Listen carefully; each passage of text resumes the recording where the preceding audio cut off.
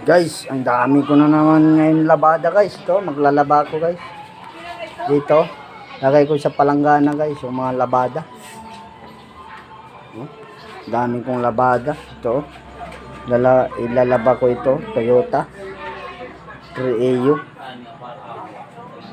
So guys, kasi leaking siya guys. Saka wala siyang minor.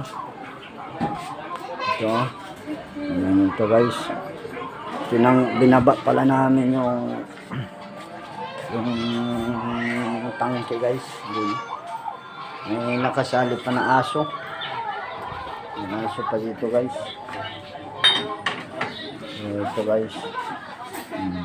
3AU. Ito yung labada guys. Ito dyan. Yung jeep na owner.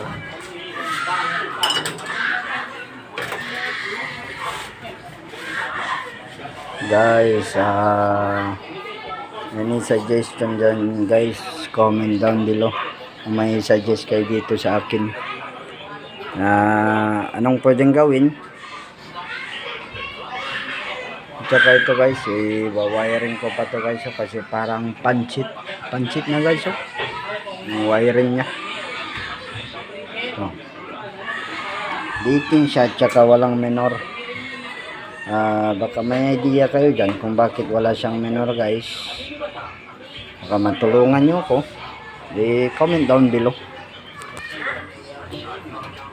So guys, Toyota 3AU engine, Toyota. Wala siyang minor, tsaka may leaking sa oil seal, sa crankshaft oil seal. Tsaka nasa galon na lang pala to yung kanya guys, yung fuel. So ni-request ng mayari balik sa tangke. So ginawa ko, babalik ko ngayon to sa tangke. Nag-request nga pala ako guys ng copper tube at saka ng fuel hose. Ito. Ito guys, yung mga pyesa niya guys, nasa palanggana. Ito. Kalat yung mga bolt.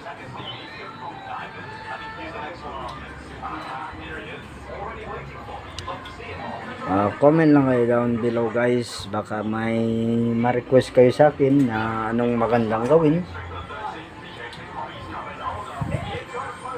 Ito guys, owner type jeep stainless, binili ni Sir Foreigner, may-ari. Ito.